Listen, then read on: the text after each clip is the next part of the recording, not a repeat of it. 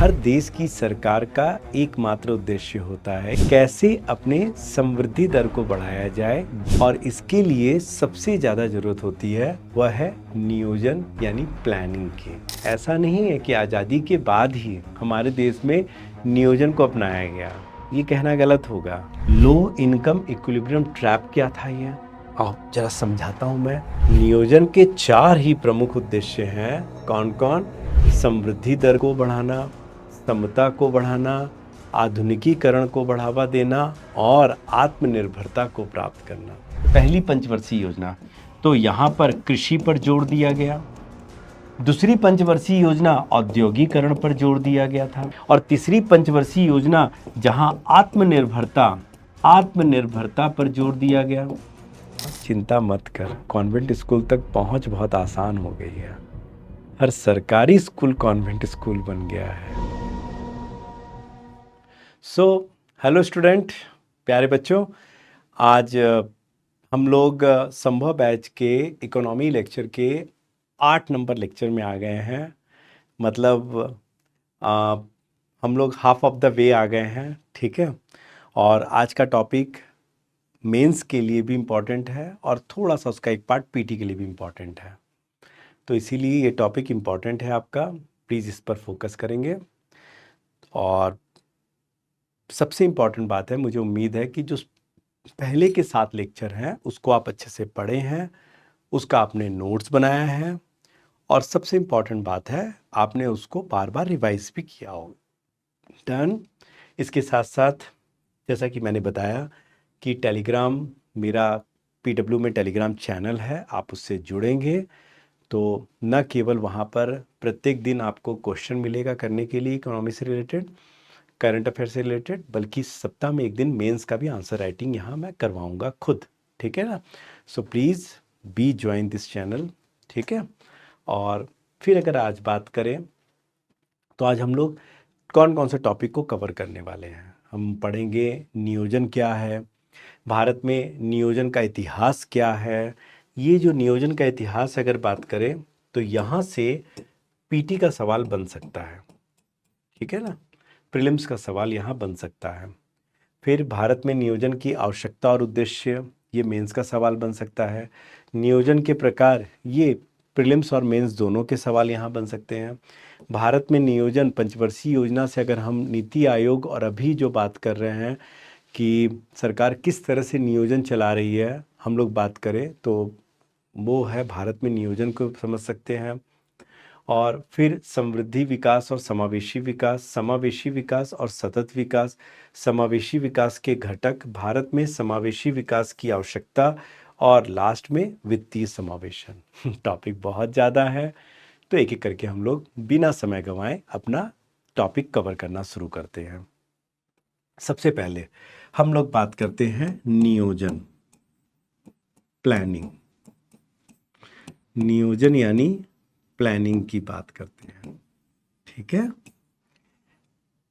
तो देखिए, हर देश की सरकार का एकमात्र उद्देश्य होता है या सबसे बड़ा उद्देश्य होता है कैसे अपने समृद्धि दर को बढ़ाया जाए, ग्रोथ रेट को कैसे बढ़ाया जाए। हर देश की सरकार इस ओर खूब प्रयास करती है। तो भारत सरकार भी इस दिशा में प्रयासरत है और इसके लिए सबसे ज़्यादा ज़रूरत होती है वह है नियोजन यानी प्लानिंग की। नियोजन यानी प्लानिंग के माध्यम से हर देश की सरकार, भारत भी अपना क्या करना चाहती है, भारत सरकार भी अपनी समृद्धि दर को आगे बढ़ाना चाहती है, समृद्धि दर को और बेहतर बनाना चाहती है, ठीक है। तो अगर हम नियोजन की बात करते हैं, सबसे पहले तो हमारे दिमाग में बैठ जाना चाहिए कि नियोजन संविधान में समवर्ती सूची का विषय है। नियोजन संविधान में समवर्ती सूची का विषय है, नंबर 1 पॉइंट। नंबर 2, नियोजन की बात करें तो नियोजन जो है ये अवधारणा भारत में यूएसएसआर से लिया गया है, पूर्व सोवियत संघ से लिया गया है नियोजन की अवधारणा को। लेकिन बड़ा ध्यान रखिएगा इस बात को कि भारत में नियोजन को लागू नहीं किया गया, बल्कि भारत में आर्थिक नियोजन को लागू किया गया, इकोनॉमिक प्लानिंग को लागू किया गया। आर्थिक नियोजन यानी इकोनॉमिक प्लानिंग को लागू किया गया।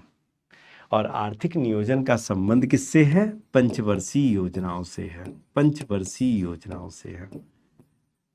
ठीक है, पंचवर्षीय योजना से है। डन।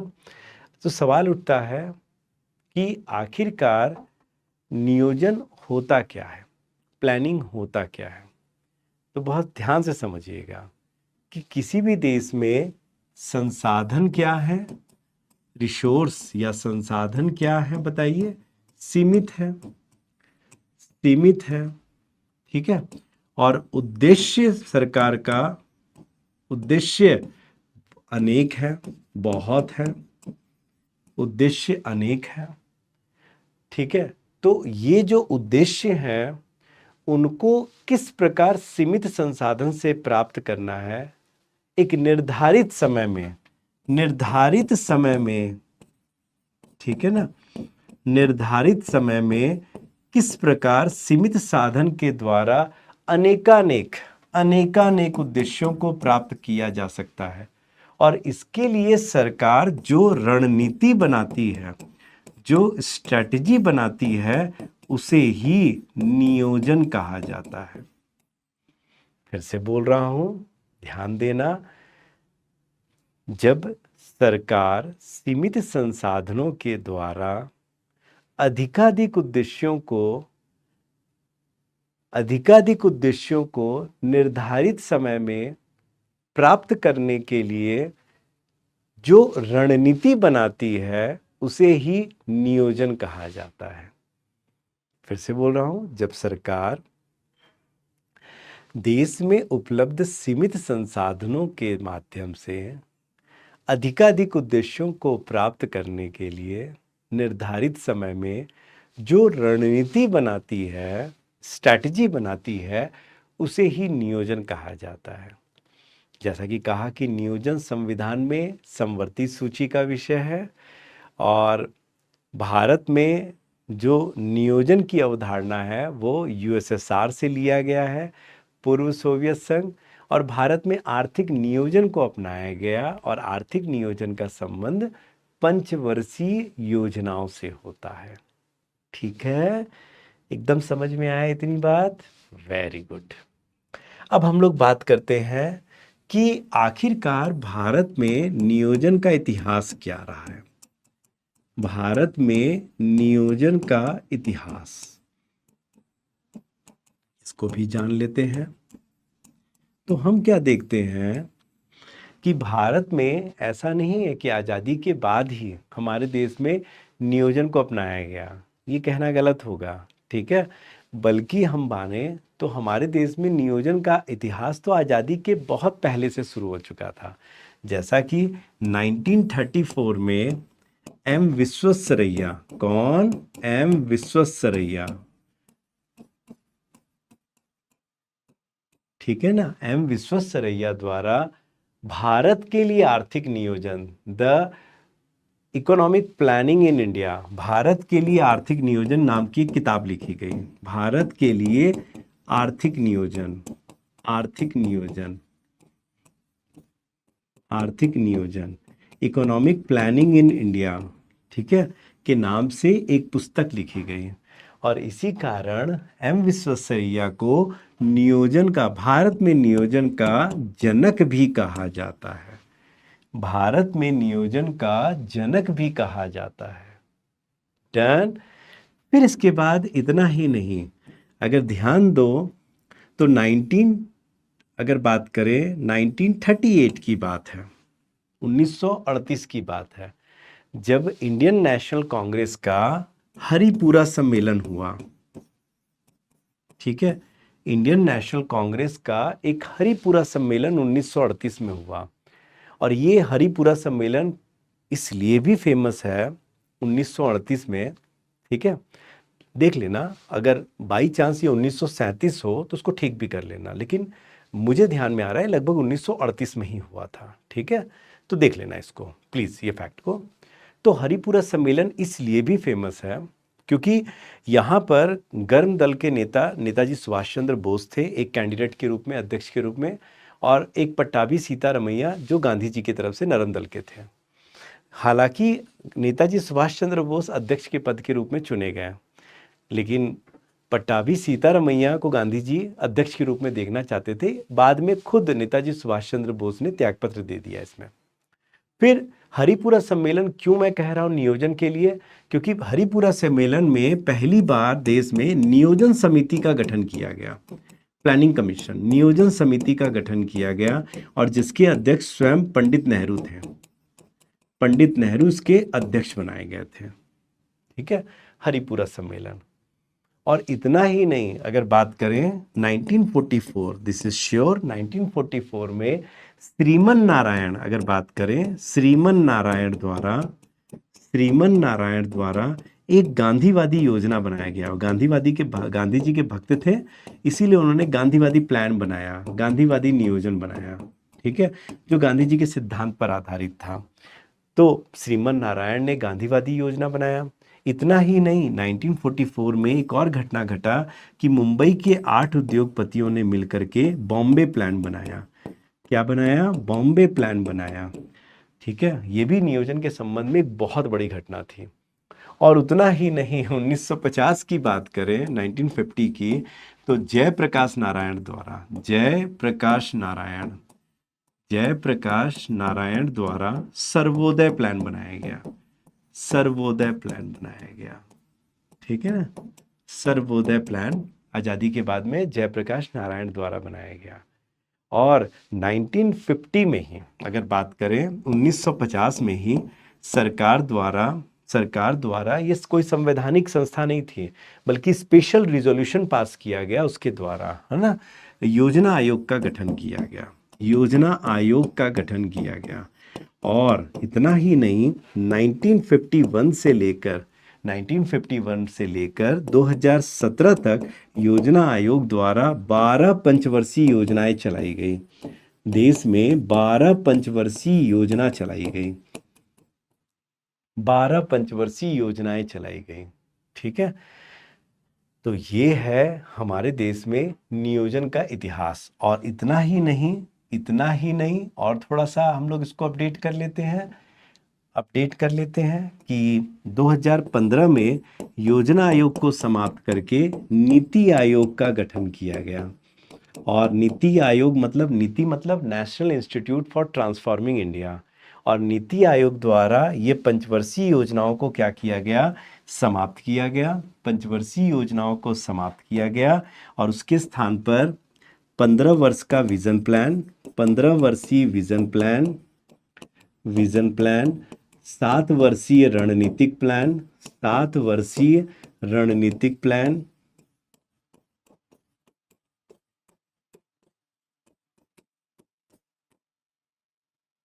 ठीक है, और 3 वर्षीय कार्य योजना को शुरू किया गया।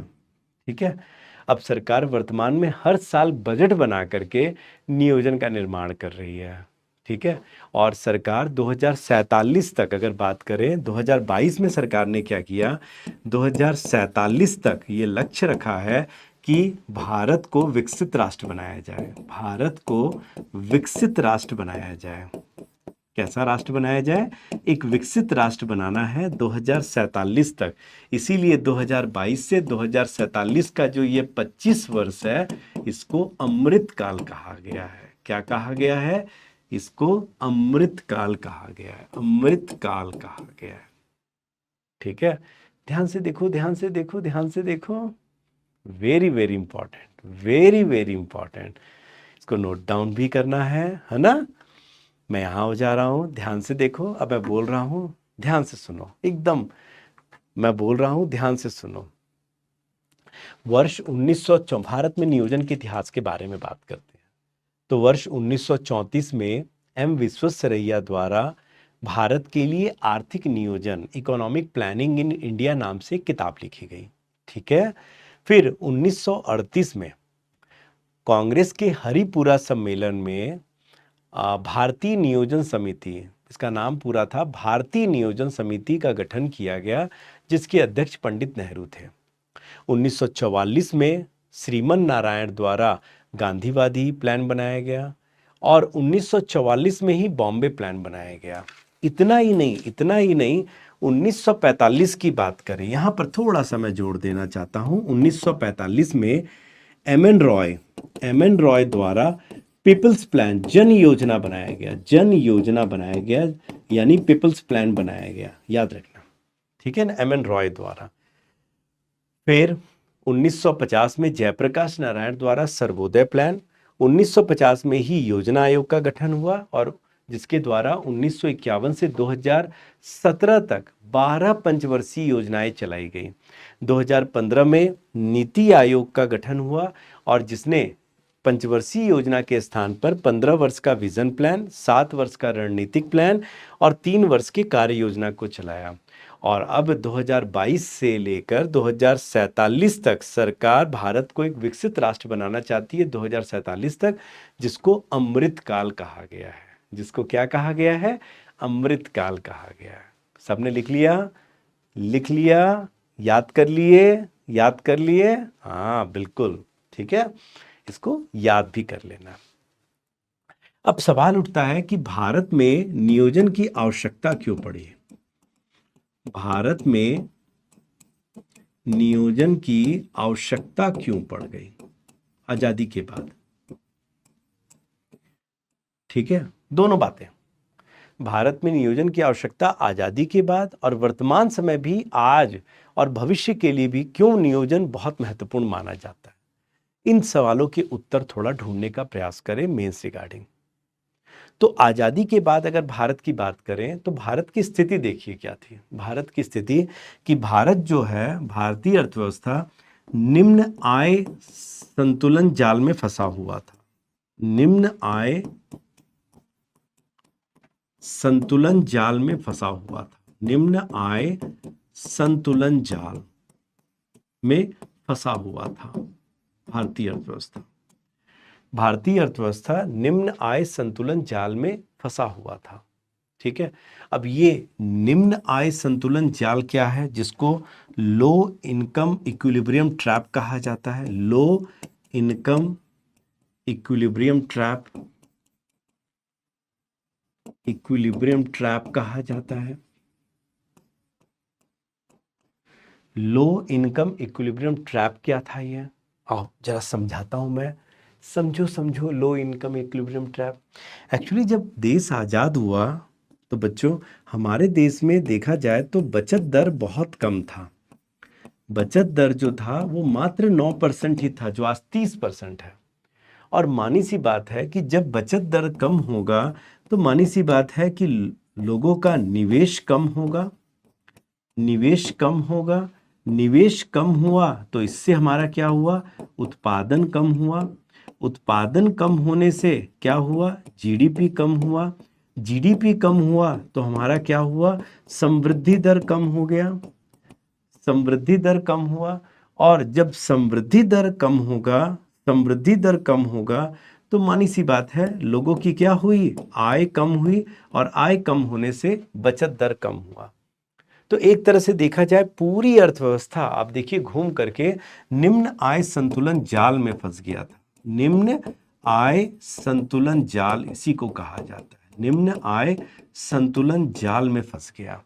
जब बचत दर कम थी तो निवेश कम हुआ, निवेश कम हुआ तो उत्पादन कम हुआ, उत्पादन कम हुआ तो जीडीपी कम हुआ, जीडीपी कम हुआ तो समृद्धि दर कम हुआ, समृद्धि दर कम हुआ तो आय कम हुआ, आय कम हुआ तो बचत दर कम हुआ। एक तरह से लो इनकम इक्विलिब्रियम ट्रैप में हम फंस गए थे। अब यहाँ नियोजन की आवश्यकता पड़ी, क्योंकि नियोजन अगर आ जाएगा, ये देखो हीरो हमारा आ गया, ये देखो हीरो, नियोजन जब आया हमारा तो नियोजन से क्या किया गया? नियोजन से समृद्धि दर को बढ़ाने का प्रयास किया गया। नियोजन से समृद्धि दर को बढ़ाने का प्रयास किया गया। जब समृद्धि दर बढ़ेगा तो आय बढ़ेगा, आय बढ़ेगा तो बचत बढ़ेगा, बचत बढ़ेगा तो निवेश बढ़ेगा, निवेश बढ़ेगा, निवेश बढ़ेगा तो क्या बढ़ेगा? उत्पादन बढ़ेगा, उत्पादन बढ़ेगा तो जीडीपी बढ़ेगा। यानी अर्थव्यवस्था निम्न आय संतुलन जाल से क्या हो जाएगा? बाहर आ जाएगी। किसके माध्यम से? नियोजन के माध्यम से। इसलिए आज़ादी के बाद नियोजन की आवश्यकता पड़ी। क्लियर? शाबाश। फिर अगर बात करते हैं सेकंड पॉइंट कि निम्न रोजगार के अवसर, निम्न रोजगार के अवसर, रोजगार के अवसर निम्न थे, इसलिए नियोजन की आवश्यकता पड़ी। इसलिए नियोजन की आवश्यकता पड़ी। क्यों रोजगार के अवसर निम्न थे? क्योंकि उत्पादन कम था। उत्पादन कम होने से जीडीपी कम हो रहा था। जीडीपी कम होने से समृद्धि दर कम था। हमारा समृद्धि दर भी कम हो रहा था। समृद्धि दर भी कम हो रहा था। और जब उत्पादन कम हो रहा था तो रोजगार कम हो था, रोजगार के अवसर कम थे। अब सरकार क्या चाहती थी? सरकार चाहती थी नियोजन के द्वारा क्या चाहती थी? समृद्धि दर को बढ़ाना। इससे जीडीपी बढ़ेगा, उत्पादन बढ़ेगा और रोजगार के अवसर बढ़ेंगे। तो इसके लिए भी नियोजन की आवश्यकता पड़ी। ठीक है, नियोजन की आवश्यकता पड़ी। फिर नेक्स्ट, देश में कमजोर अवसंरचना, कमजोर आधारभूत संरचना, आधारभूत संरचना, ठीक है, कमजोर आधारभूत संरचना देश में थी। तो आधारभूत संरचना के निर्माण करने के लिए भी क्या नियोजन की आवश्यकता थी, क्योंकि मजबूत आधारभूत संरचना से ही समृद्धि दर को बढ़ाया जा सकता है, क्योंकि आधारभूत संरचना का अर्थव्यवस्था पर हमेशा गुणक प्रभाव पड़ता है।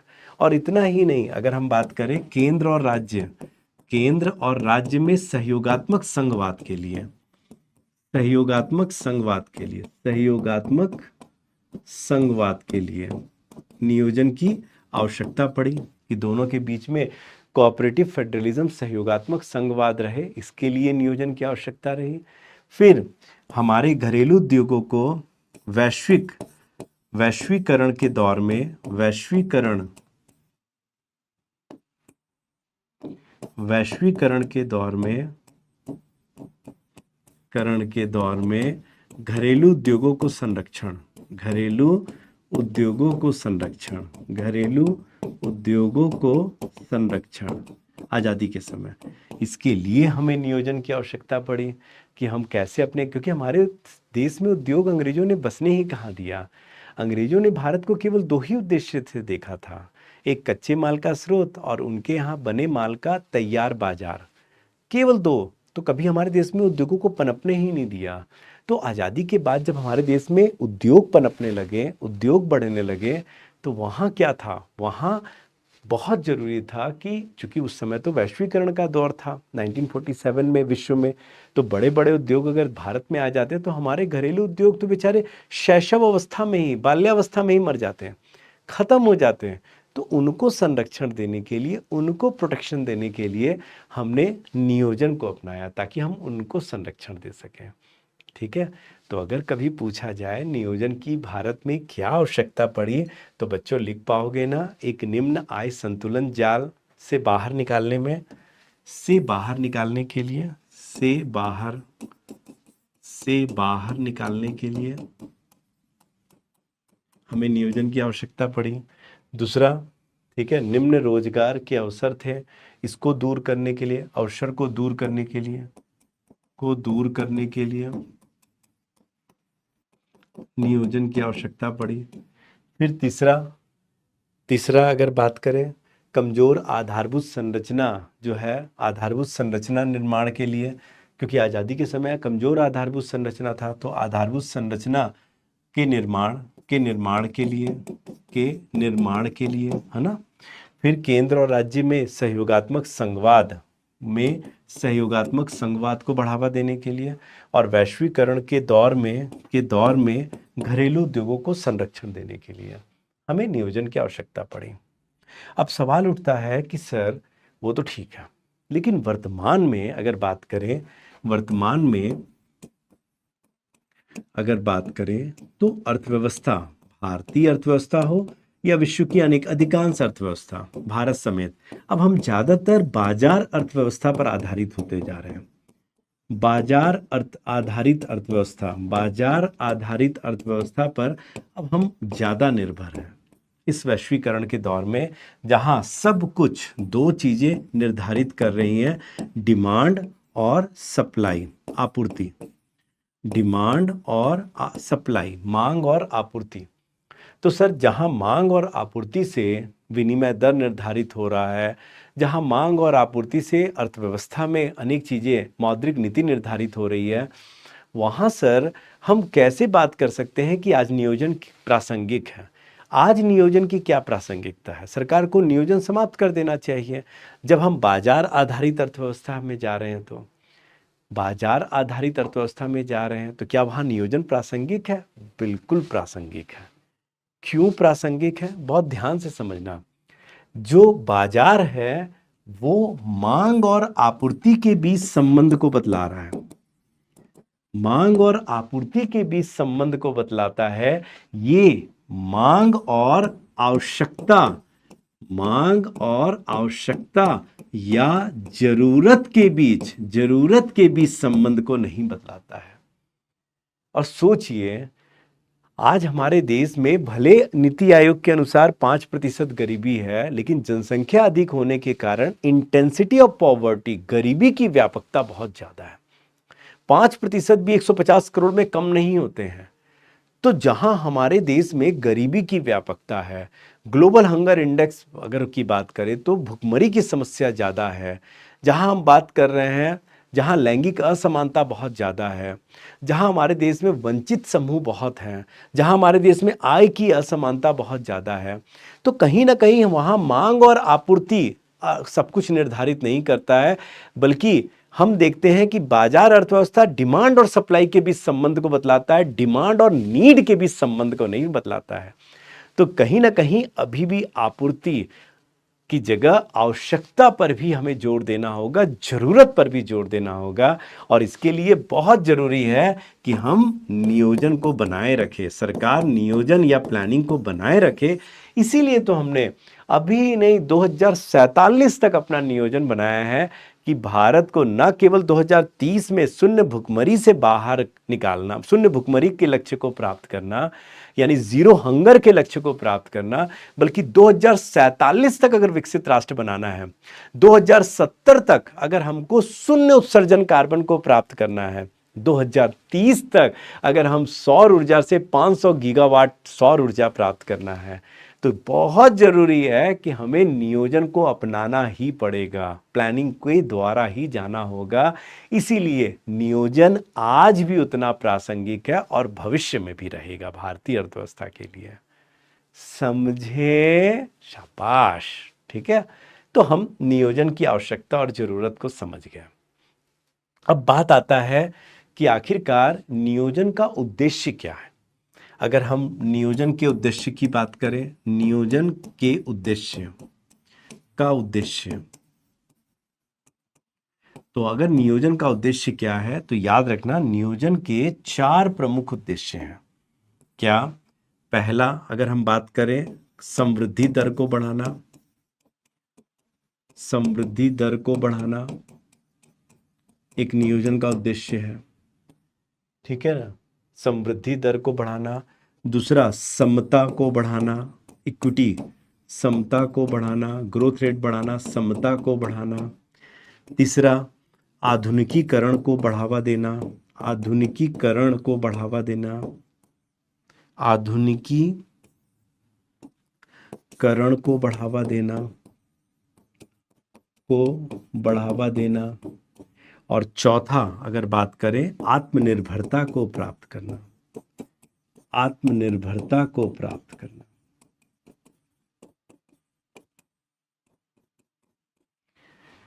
याद रखना, नियोजन के 4 ही प्रमुख उद्देश्य हैं। कौन कौन? समृद्धि दर को बढ़ाना, समता को बढ़ाना, आधुनिकीकरण को बढ़ावा देना और आत्मनिर्भरता को प्राप्त करना। ठीक है, याद रखना। और कैसी ये याद रखोगे, कभी नहीं भूलोगे, तो आप एक वर्ड याद रखो, जेम्स। जेम्स, आप अपने माता पिता के लिए क्या है? जेम्स है। खाने वाला जेम्स नहीं, अमूल्य है। जेम्स मतलब, जी मतलब ग्रोथ, ग्रोथ, ई मतलब इक्विटी, एम मतलब मॉडर्नाइजेशन,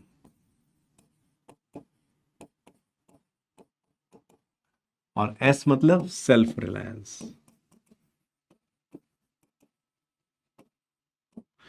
सेल्फ रिलायंस, ये चार हैं। लेकिन इतना भी याद रखना, this is very important for PT prelims, growth का जो लक्ष्य हमने रखा था वो याद रखना, दूसरी पंचवर्षीय योजना। याद रखना, दूसरी पंचवर्षीय योजना में हमने ग्रोथ का लक्ष्य रखा था। अगर हम बात करें सेल्फ रिलायंस, तो ये तीसरी पंचवर्षीय योजना का उद्देश्य था। तीसरी पंचवर्षीय योजना का उद्देश्य रखा गया था। इक्विटी की बात करें तो ये चौथी पंचवर्षीय योजना का उद्देश्य रखा गया था। और मॉडर्नाइजेशन की बात करें तो ये सातवीं पंचवर्षीय योजना का उद्देश्य रखा गया था। सातवीं। तो ये भी दिमाग में बैठा कर रखना, इट कैन बी आज 2019 में पूछा है प्रीलिम्स में, इसीलिए ये भी याद रखना। इन चार उद्देश्यों के साथ साथ आप इनके कब कब इनके लक्ष्यों को रखा गया था, मैं हट रहा हूँ, देख लो, यहाँ से हट रहा हूँ, इसको भी याद रखना, भूलना मत बच्चों। डन। वर्ड याद रखना जेम्स, वर्ड याद रखना जेम्स, GEMS जेम्स, यानी ग्रोथ, इक्विटी, मॉडर्नाइजेशन और सेल्फ रिलायंस। ठीक है, मैं फिर से बोल रहा हूँ, क्या है चार उद्देश्य, क्या है? ग्रोथ, है ना, इक्विटी, हाँ हाँ हाँ बताओ, मॉडर्नाइजेशन एंड सेल्फ रिलायंस, चार उद्देश्य याद रखना। ठीक है, अब आता है, अगर हम देखो, हमने नियोजन क्या है इसको समझ लिया, हमने नियोजन के इतिहास को समझ लिया। ठीक है, हमने नियोजन की आवश्यकता को समझ लिया, हमने नियोजन का उद्देश्य उसको समझ लिया, भारत में नियोजन का उद्देश्य को भी समझा। ठीक है, अब समझते हैं नियोजन के प्रकार को। नियोजन के प्रकार को,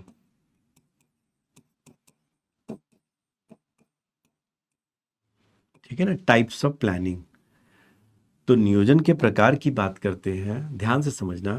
पहला होता है क्या, अगर हम बात करते हैं तो केंद्रीकृत नियोजन होता है।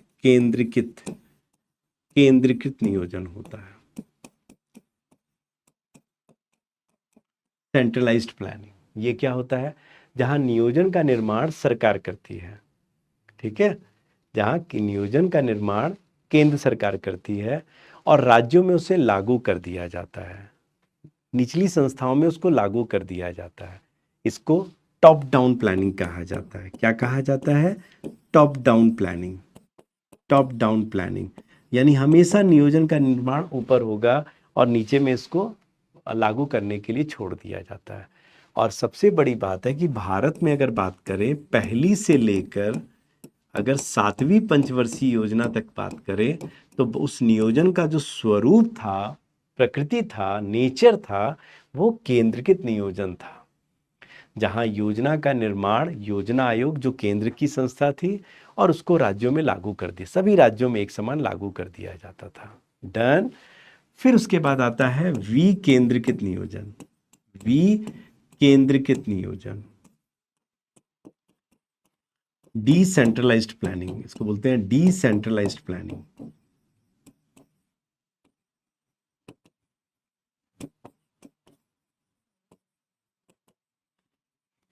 ये क्या हुआ? यहां नियोजन का निर्माण ग्राउंड लेवल में होता है, राज्य स्तर पर होता है। ठीक है, और उसे लागू किया जाता है। जैसे अगर वर्तमान में नीति आयोग की बात करें, अगर हम बात करें हमारे देश में नीति आयोग क्या, अगर हम बात करें 8वीं पंचवर्षीय योजना से लेकर, योजना आयोग के समय में 8वीं से लेकर 12वीं पंचवर्षीय योजना का जो हमारा स्वरूप था वो विकेंद्रीकृत नियोजन था। और इतना ही नहीं, अगर हम आज नीति आयोग के नियोजन की भी बात करें, जो नीति आयोग चला रहा है वह भी विकेंद्रीकृत नियोजन ही था। ठीक है ना, तो सवाल उठता है कि सर केंद्रीकृत और विकेंद्रीकृत में कौन बेहतर है? तो ठीक है, विकेंद्रीकृत नियोजन बेहतर होता है केंद्रीकृत नियोजन में, क्योंकि यहाँ सबकी भूमिका होती है।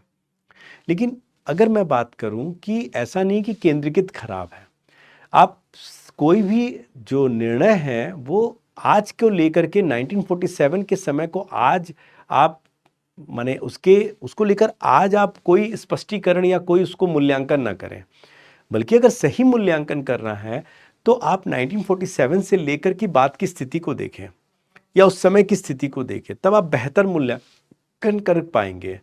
तो हमारे देश में आज़ादी के बाद अगर 7वीं पंचवर्षीय योजना तक केंद्रीकृत नियोजन था तो खराब नहीं था, क्योंकि उस समय की डिमांड थी वो।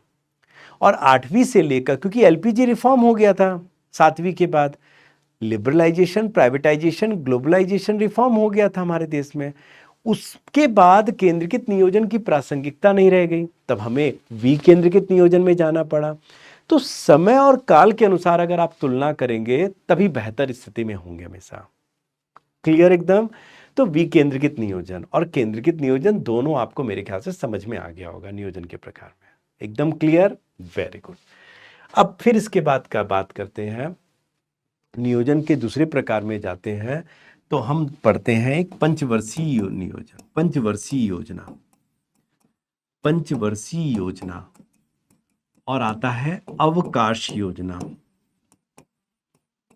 अवकाश योजना, और एक आता है दीर्घकालिक नियोजन, दीर्घकालिक नियोजन, और एक आता है रोलिंग प्लान,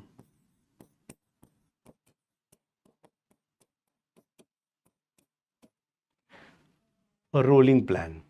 ठीक है, अनवरत नियोजन,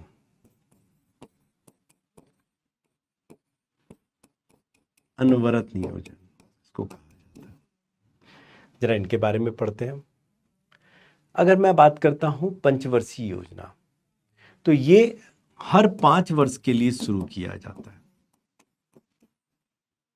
ठीक है, 5 वर्ष के लिए इसको लागू किया जाता है। समीक्षा की, और इसकी जो समीक्षा किया जाता है, इसका जो मूल्यांकन किया जाता है, जब वो 5 वर्ष पूरा हो जाता है तब उसके बाद इसका मूल्यांकन होता है। और भारत में पहली पंचवर्षीय योजना से लेकर, पहली से लेकर अगर देखा जाए तो 12वीं पंचवर्षीय योजना तक देश में 12 पंचवर्षीय योजनाएं 1951 से लेकर 2017 तक चलाई गई। 12 पंचवर्षीय योजनाओं को चलाया गया। ठीक है, फिर बात करते हैं अवकाश योजना, हॉलिडे प्लान। ठीक है, अगर पंचवर्षीय योजना की बात करें तो 1951 से लेकर 2017 तक बात करें तो भारत में 12 पंचवर्षीय योजना 5 ईयर प्लान को चलाया गया। 12, एक नहीं बल्कि 2 नहीं, 12 पंचवर्षीय योजना। फिर वहीं अगर बात करते हैं अवकाश योजना, अवकाश योजना, हॉलिडे प्लान, ये क्या होता है? सिंपल, जहां जब पंचवर्षीय योजनाएं संचालित नहीं होती है, जब पंचवर्षीय योजनाएं संचालित नहीं होती है तब हॉलिडे प्लान को चलाया जाता है, अवकाश योजना को चलाया जाता है। जैसे भारत में अवकाश योजना 1966 से लेकर 1969 तक चलाई गई थी, 1969 तक चलाई गई थी।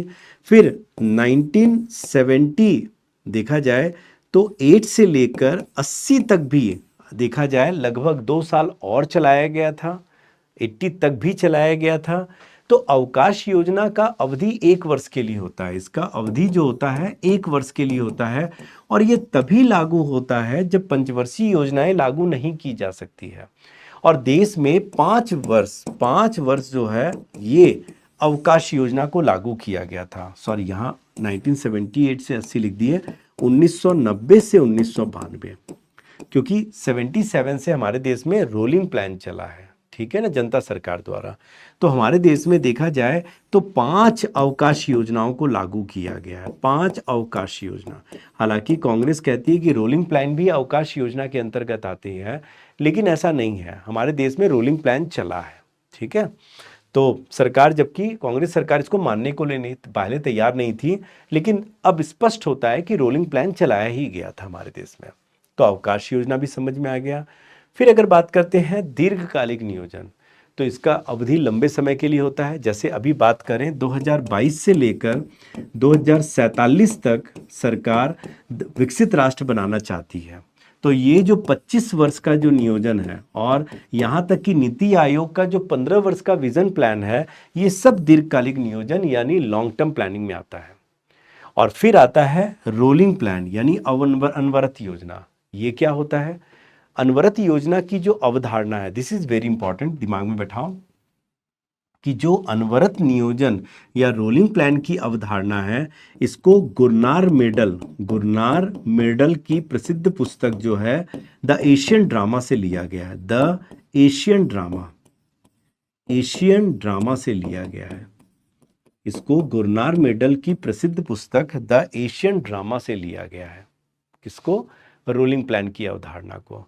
और रोलिंग प्लान है क्या? रोलिंग प्लान क्या होता है कि रोलिंग प्लान बना करके क्या किया जाता है? लागू कर दिया जाता है।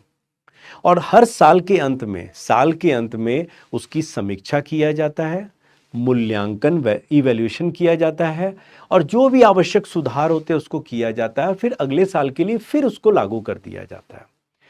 फिर अगले साल के अंत में क्या किया जाता है? उसका मूल्यांकन किया जाता है, ठीक है, उसमें आवश्यक सुधार किए जाते हैं, और फिर उसको अगले साल के लिए अगले साल के लिए कर दिया जाता है। और यह प्रक्रिया क्या हो रहा है? यह प्रक्रिया सतत चल रहा है। यह प्रक्रिया क्या किया जा रहा है? सतत चल रहा है। इसीलिए तो इसको रोलिंग प्लान कहा जाता है, रोलिंग प्लान। और भारत में पहली बार जब जनता सरकार आई इंदिरा गांधी के बाद में 1977 से लेकर, तो भारत में 1977 से 1980 तक देखा जाए तो भारत में माना जाता है कि रोलिंग प्लान ही चलाया गया 79 तक। 80 से फिर इंदिरा गांधी आ गई सत्ता में। फिर इंदिरा गांधी सरकार ने फिर से छठी पंचवर्षीय योजना को लागू किया। ठीक है, तो ये है नियोजन के बारे में कि नियोजन के कौन कौन से प्रकार हैं जो आपको पता होना चाहिए। ठीक है, तो हमने नियोजन के प्रकार में कौन कौन सा प्रकार समझा? केंद्रीकृत नियोजन, विकेंद्रीकृत नियोजन पढ़ा, हमने पढ़ा पंचवर्षीय योजना, अवकाश योजना, दीर्घकालिक नियोजन और रोलिंग प्लान। और ये भी जाना कि भारत में इसको कब कब किस संदर्भ में लागू किया गया। ठीक है, तो दिस इज। अच्छा, कोई पूछे कि पंचवर्षीय योजना और रोलिंग प्लान में क्या अंतर है? हाँ, पंचवर्षीय योजना 5 वर्ष के लिए बनाई जाती है, और वहाँ समीक्षा और मूल्यांकन 5 वर्ष के बाद किया जाता है। जबकि रोलिंग प्लान क्या किया जाता है? कोई स्थायी अवधि के लिए नहीं बनाया जाता है, और यहाँ हर साल के अंत में उसकी समीक्षा और मूल्यांकन किया जाता है, और फिर अगले साल के लिए उसको बढ़ा दिया जाता है। ठीक है, दिस इज वेरी इंपॉर्टेंट। ये दिमाग में बैठा कर रखना है। ठीक है, इसको दिमाग में बैठा करके रखना है, पक्का।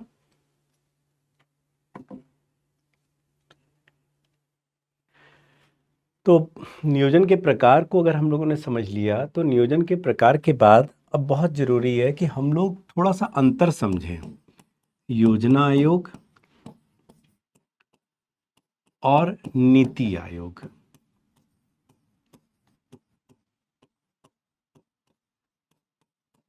नीति आयोग, आखिर दोनों की संरचना और दोनों के नियोजन में अंतर क्या रहा?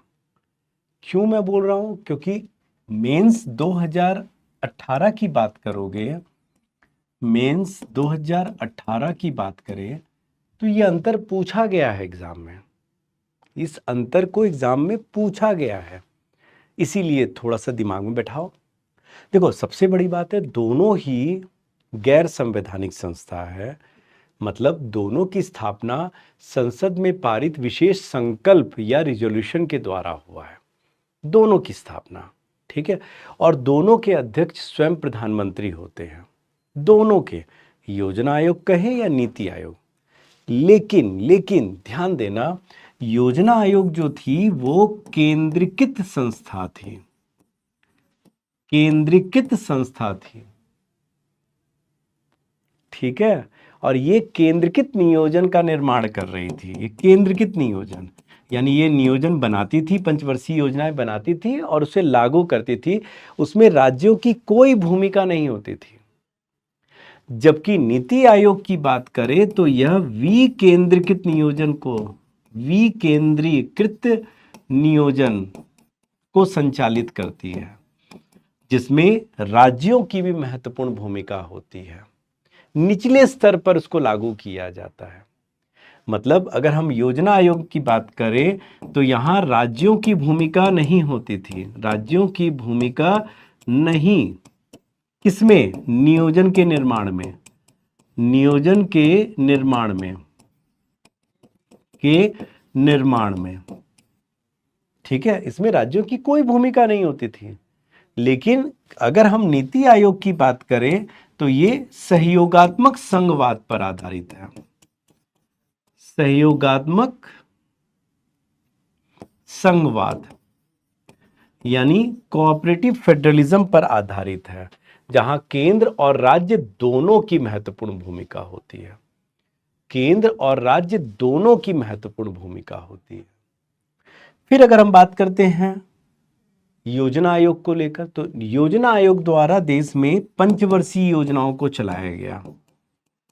पंचवर्षीय नियोजन या पंचवर्षीय योजनाओं को चलाया गया और 12 पंचवर्षीय योजनाएं चलाई गई 1951 से 2017 तक।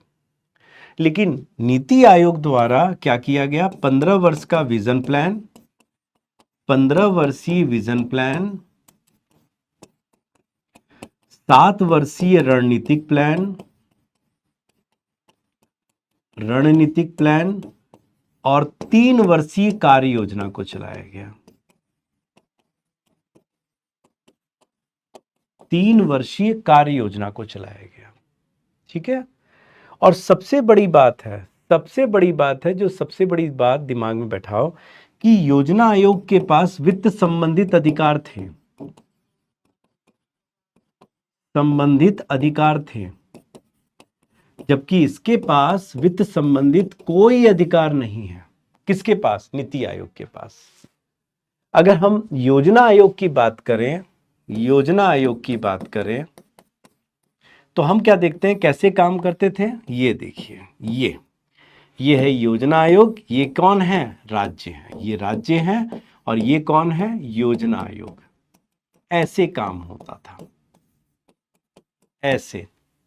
जबकि नीति आयोग में ये देखिए,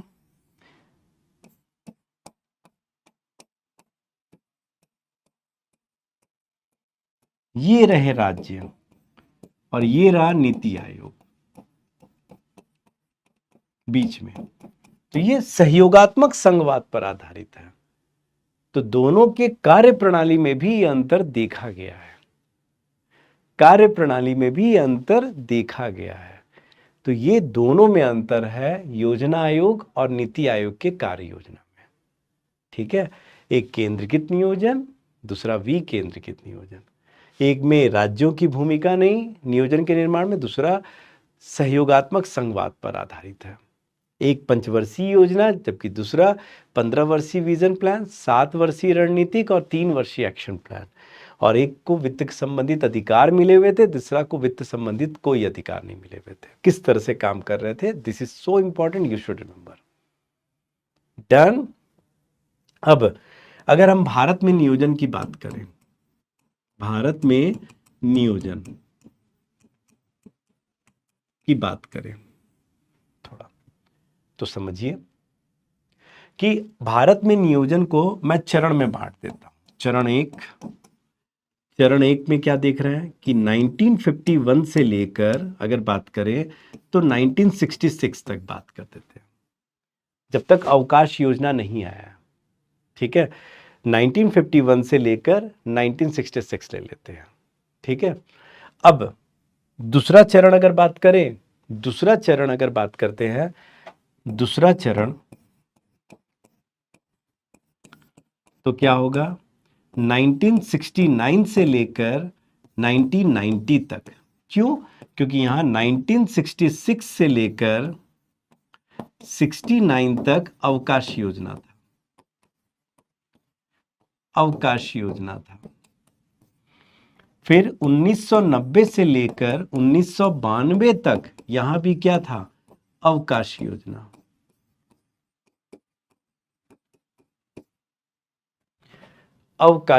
था। फिर तीसरा चरण अगर बात करें 1992 से लेकर 2017 तक।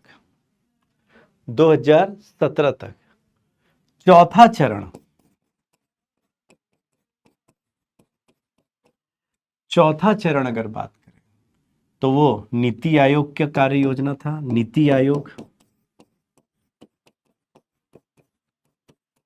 आयोग द्वारा कार्य योजना। ठीक है ना, चौथे चरण में बात करें। और पांचवा चरण जो अब चल रहा है, 2022 से 2047 तक जो अमृत काल है, जहां विकसित राष्ट्र बनाने का प्रयास किया जा रहा है, देश को विकसित राष्ट्र बनाने का प्रयास किया जा रहा है। ठीक है, समझ में आ रहा है? बातें समझ में आ रही है? तो इस चरण से हम लोग बांटकर पढ़ते हैं। अब अगर बात करें पहले चरण में, पहला चरण तो कब से कब तक चला? 1951 से लेकर 1966 तक चला। और इस दौरान 3 पंचवर्षीय योजनाएं चली है। First 5 year plan, second 5 year plan और थर्ड 5 ईयर प्लान, 3 चली है। फर्स्ट, सेकेंड और थर्ड 3 पंचवर्षीय योजना चली है 1951 से 1956, 1956 से 1961, 1961 से 1966 तक चला है। ये 3, ठीक है। अब जरा बहुत ध्यान से समझना, 1951 से 1966 तक जो पंचवर्षीय योजनाएं चलाई गई हैं, इनकी प्रकृति पूरी तरह केंद्रीकृत थी। केंद्रीकृत नियोजन का यहां पालन किया गया था, याद करो तो 7वीं तक बल्कि।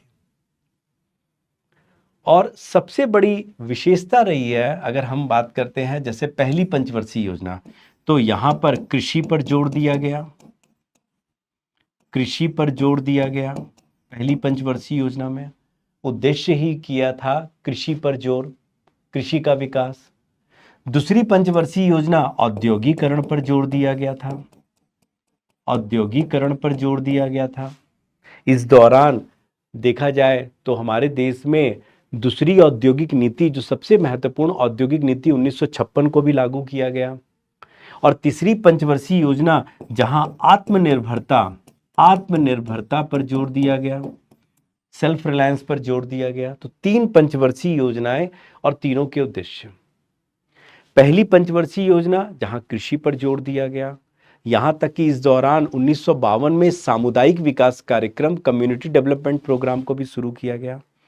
इसी दौरान महत्वपूर्ण जो बांध है, डैम है, इसका निर्माण किया गया, भले वो हीराकुंड बांध हो या भाखड़ा नांगल बांध हो, ठीक है ना। ये जितने भी बांध है, इनका निर्माण इसी दौरान हुआ था। जबकि दूसरी पंचवर्षीय योजना जहां औद्योगिकरण के द्वारा समृद्धि दर को बढ़ाने का प्रयास किया गया, जहां औद्योगिक नीति लाई गई, जहां पर लाइसेंस राज और परमिट राज को शुरू किया गया, बड़े बड़े स्टील प्लांट स्थापित किए गए, दुर्गापुर में, राउरकेला में, बाद में बोकारो में, ठीक है, और भिलाई में स्टील प्लांट स्थापित हुए। तीसरी पंचवर्षीय योजना की बात करें जो 1961 से 66 था, इस दौरान क्या था? इस दौरान सबसे इंपॉर्टेंट बात है, सरकार ने आत्मनिर्भरता यानी सरकार द्वारा आयात प्रतिस्थापन की नीति को अपनाया गया। आयात प्रतिस्थापन की नीति को अपनाया गया। इंपोर्ट सब्स्टिट्यूट, प्रतिस्थापन की नीति को अपनाया गया, इंपोर्ट सब्स्टिट्यूशन, कि हम केवल उन्हीं वस्तु का आयात करेंगे जिनका उत्पादन देश में नहीं होता, अन्यथा हम सब कुछ देश में ही उत्पादन करेंगे। हालांकि हमने लक्ष्य भी बहुत ज्यादा रखा था, 5.6%। पहली पंचवर्षीय योजना में तो हमारा लक्ष्य ही बहुत कम था, 2.1, 2.4% ही लक्ष्य था, जिसको हमने ज्यादा अचीव किया। दूसरी पंचवर्षीय योजना में 4.5% का लक्ष्य था और जिसे हमने पाया भी 4.4 में। पहली पंचवर्षीय योजना का जो मॉडल था वो था Herald Domar model, Herald Domar model पर आधारित था।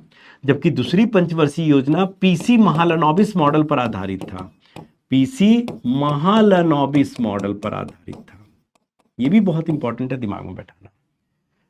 अब तीसरी पंचवर्षीय योजना के दौरान कुछ ऐसी घटनाएं घटी कि हमें पंचवर्षीय योजना को बीच में स्थगित करना पड़ा। वो घटनाएं क्या थी? वो घटना थी कि 1962 में भारत चीन युद्ध हो गया, भारत चीन युद्ध हुआ। 1965 में भारत पाक युद्ध हो गया और 1966 में देखा जाए, 1966 में देखा जाए, 1962 में भारत चीन युद्ध, 1965 में भारत पाक युद्ध, और 1966 में देखा जाए तो अकाल, भयंकर अकाल, उड़ीसा बंगाल में भयंकर अकाल पड़ गया था। और इससे क्या हुआ था, 62, 65 और 66 के इस घटना से भारतीय अर्थव्यवस्था पूरी तरह चरमरा गई थी। तभी तो पंचवर्षीय योजनाओं को 1966 में तीसरी पंचवर्षीय योजना के दौरान स्थगित किया गया। और जब स्थगित किया गया तो याद करो, मैंने बताया था कि अवकाश योजना को शुरू किया गया, अवकाश योजना को चलाया गया, जो कि चला 1966 से लेकर 1969 तक। और इन 3 सालों में अवकाश योजना में उपलब्धि रही कि हरित क्रांति इसी दौरान हुआ, डॉक्टर एम एस स्वामीनाथन और नॉर्मन बोरलॉग की अध्यक्षता में। और इस हरित क्रांति ने गेहूं और चावल के उत्पादन को इतना बढ़ा दिया हाइब्रिड सीड्स के द्वारा पंजाब, हरियाणा और पश्चिमी उत्तर प्रदेश में, कि भारत जो पहले खाद्य का आयातक था, जो अमेरिका से आयात करते थे हम खाद्यान्न का PL 480 के नाम पर गेहूं का, अब सोचो भारत इतना अधिशेष उत्पादन, सरप्लस उत्पादन करने लगा कि हम एक निर्यातक देश बन गए खाद्य, ठीक है ना, खाद्यान्न के हम विश्व में निर्यातक देश के रूप में उभर कर आ गए बाहर। ठीक है, तो ये हुआ 1969 तक। फिर दूसरा चरण शुरू हुआ। फिर दूसरे चरण की बात करते हैं, कब से कब तक, 1969 से लेकर अगर बात करें तो 1990 तक, जिस दौरान देखा जाए तो चौथी से लेकर 7वीं पंचवर्षीय योजना चलाई गई, से लेकर 7वीं पंचवर्षीय योजना तक चलाई गई। 7वीं पंचवर्षीय योजना को चलाया गया कैसे, अगर हम बात करते हैं फोर्थ 5 ईयर प्लान, तो 1969 से लेकर 1974 तक चला। फिर फिफ्थ 5 ईयर प्लान जो हम देख रहे हैं कि 5th 5 ईयर प्लान जो है वो 1975 से लेकर, ठीक है ना, 1974 से लेकर 1979 तक, ठीक है। लेकिन फिफ्थ 5 ईयर प्लान में क्या हुआ, जनता सरकार आ गई बीच में ही, और जनता सरकार द्वारा क्या किया गया, यहाँ अनवरत नियोजन को शुरू किया गया, बीच में ही, ठीक है। और फिर सिक्स्थ 5 ईयर प्लान, छठी पंचवर्षीय योजना 1980 से लेकर 1985 तक चलाया गया, वापस इंदिरा गांधी द्वारा। और 7वीं पंचवर्षीय योजना जो है ये चला 1985 से लेकर 1990 तक, 1990 तक। चौथी, 5वीं, छठी और 7वीं पंचवर्षीय योजना। अब चौथी पंचवर्षीय योजना की अगर हम बात करें तो याद करना, तो इसका उद्देश्य क्या था, समता को बढ़ाना, इक्विटी को बढ़ाना। जबकि 5वीं पंचवर्षीय योजना पूरी तरह से गरीबी उन्मूलन कार्यक्रम में केंद्रित था, गरीबी कम करो, गरीबी पर ज्यादा केंद्रित था। छठी पंचवर्षीय योजना ये था कि देश में मजबूत आधारभूत संरचना का निर्माण हो, आधारभूत संरचना के निर्माण पर इसने जोर दिया। और 7वीं पंचवर्षीय योजना ने आधुनिकीकरण पर जोर दिया, सूचना की क्रांति हुई यहां सैम पित्रोदा द्वारा, इसी दौरान जब राजीव गांधी प्रधानमंत्री थे। तो देखा जाए तो इस दौरान तो कई ऐसी घटनाएं भी घटी। जैसे अगर हम बात करते हैं चौथी पंचवर्षीय योजना के दौरान, अगर आपको याद हो तो 14 बैंकों का राष्ट्रीयकरण किया गया। चौथी पंचवर्षीय योजना के दौरान ही फेरा कानून लाया गया, फेरा कानून जो बाद में फेमा में परिवर्तित हुआ। चौथी पंचवर्षीय योजना के दौरान ही MRTP कानून लाया गया 1969 में। फिर अगर हम 5वीं पंचवर्षीय योजना को देखते हैं तो हम क्या देखते हैं, 5वीं पंचवर्षीय योजना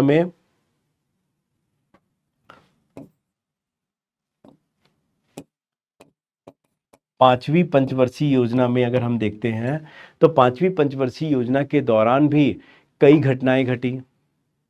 घटनाएं महत्वपूर्ण घटी हैं, जिसमें हम देखते हैं नाबार्ड की स्थापना इसी दौरान हुआ था, एक्सिम बैंक की स्थापना इसी दौरान हुआ था, और 6 बैंकों का राष्ट्रीयकरण का दूसरा चरण भी इसी दौरान हुआ। फिर अगर हम लोग बात करते हैं कि अगर चौथी, ये पांचवी और ये छठी, पांचवी, फिर ये छठी पंचवर्षीय योजना और ये सातवीं, जिस समय सूचना की क्रांति हमारे देश में हुई। अब इस दौरान भी 1990 में क्या हुआ, 1990 की घटना घटी कि 1990 में खाड़ी युद्ध हुआ, और खाड़ी युद्ध अमेरिका और इराक के युद्ध होने के कारण कच्चे तेल के दाम बहुत बढ़ गए, हमारा भुगतान संतुलन प्रतिकूल हो गया, हमें आईएमएफ से ऋण लेना पड़ा। तो 1990 से लेकर 1992 के बीच में हमने फिर वही अवकाश योजना को शुरू किया, और अवकाश नियोजन के द्वारा हमने एलपीजी सुधार यानी लिबरलाइजेशन, प्राइवेटाइजेशन और ग्लोबलाइजेशन सुधार किया, और रुपए का तीसरी बार अवमूल्यन भी किया। फिर अगर देखा जाए तो दूसरा चरण हमारे यहाँ पूरा होता है।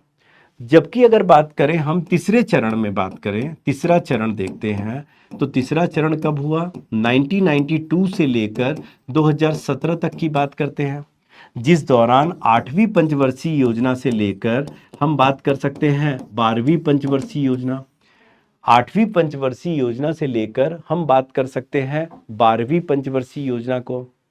तो हम क्या देख रहे हैं कि 8वीं पंचवर्षीय माने यहाँ इस दौरान क्या देख रहे हैं, 8th 5-year प्लान, 8वीं पंचवर्षीय योजना ये चला 1992 से लेकर 1997 तक। फिर 9वीं पंचवर्षीय योजना ये चला 1997 से लेकर 2002 तक। फिर 10वीं पंचवर्षीय योजना ये चला आपका 2002 से लेकर 2007 तक।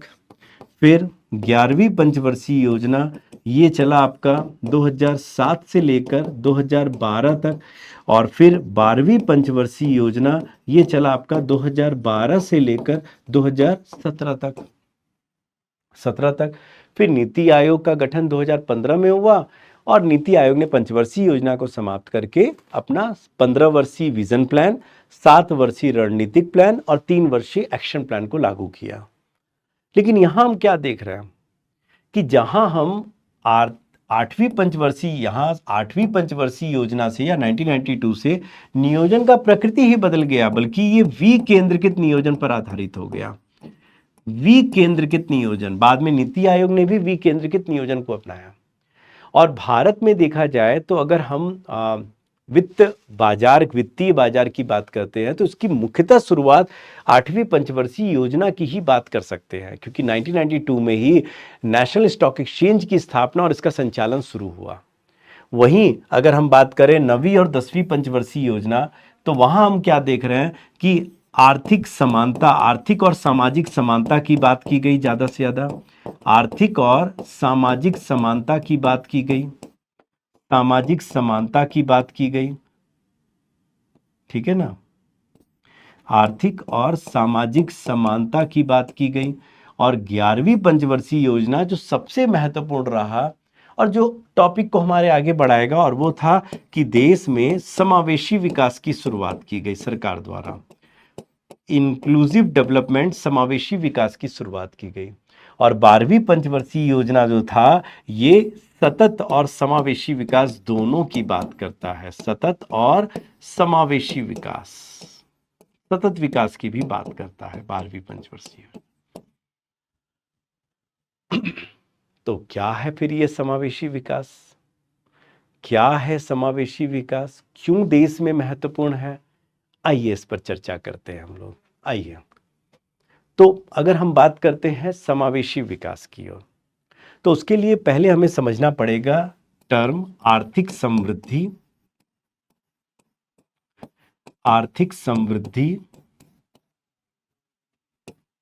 आर्थिक विकास, इसको समझना पड़ेगा। क्या है इकोनॉमिक ग्रोथ और इकोनॉमिक डेवलपमेंट। तो सबसे इंपॉर्टेंट बात है कि आर्थिक समृद्धि मात्रात्मक होता है। आर्थिक समृद्धि क्या होता है, मात्रात्मक होता है। मतलब क्या है, क्यों मात्रात्मक, क्यों ये भौतिक अवधारणा है, क्यों इसे भौतिक अवधारणा कहा जाता है, क्योंकि इसकी गणना की जा सकती है। आप इसकी गणना कर सकते हैं।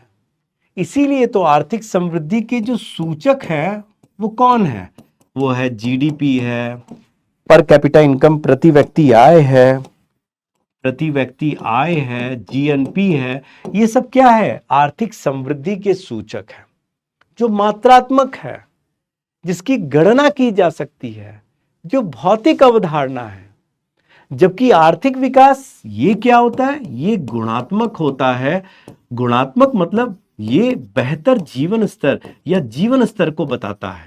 जीवन स्तर, ध्यान देना, आर्थिक समृद्धि गुणात्मक नहीं होता है, इकोनॉमिक ग्रोथ, क्योंकि ये जीवन स्तर, बेहतर जीवन स्तर को नहीं बताता है। ये केवल मात्रात्मक होता है क्योंकि इसकी गणना की जा सकती है। लेकिन आर्थिक विकास गुणात्मक होता है क्योंकि बेहतर जीवन स्तर को बताता है। जैसे बेहतर शिक्षा, बेहतर स्वास्थ्य, इसके बेहतर शिक्षा, बेहतर स्वास्थ्य, बेहतर जीवन स्तर को बताता है।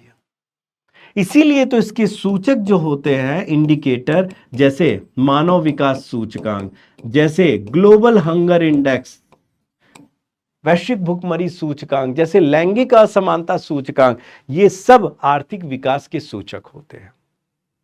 तो ये है आर्थिक समृद्धि और आर्थिक विकास। आर्थिक समृद्धि मात्रात्मक होता है और आर्थिक विकास गुणात्मक होता है। क्या सर आर्थिक समृद्धि और आर्थिक विकास में कोई संबंध होता है? बिल्कुल होता है।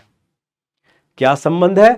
कि बिना आर्थिक समृद्धि के आर्थिक विकास नहीं हो सकता। यानी आर्थिक विकास के लिए आर्थिक समृद्धि का होना आवश्यक माना जाता है। फिर से बोल रहा हूं, आर्थिक विकास के लिए आर्थिक समृद्धि का होना बेहतर आवश्यक माना जाता है, या यह एक आवश्यक शर्त होती है। कैसे कैसे सर, ये समझाइए। आओ समझते हैं। अगर मैं कहूं कि देश में आर्थिक समृद्धि हो रही है, आर्थिक समृद्धि हो रही है, इसका मतलब देश में जीडीपी वृद्धि दर बढ़ रहा है। और देश में जीडीपी वृद्धि दर का मतलब देश में जीडीपी बढ़ रहा है। जीडीपी बढ़ रहा है यानी उत्पादन बढ़ रहा है साहब। उत्पादन किसका बढ़ रहा है? वस्तु और सेवा का उत्पादन बढ़ रहा है। और वस्तु और सेवा का उत्पादन बढ़ रहा है यानी सरकार का जीएसटी राजस्व, जीएसटी कलेक्शन जो है ये बढ़ रहा है। और सरकार के पास क्या बढ़ रहे हैं? संसाधन बढ़ रहे हैं। संसाधन बढ़ रहे हैं सरकार के पास, सरकार के पास संसाधन बढ़ रहे हैं।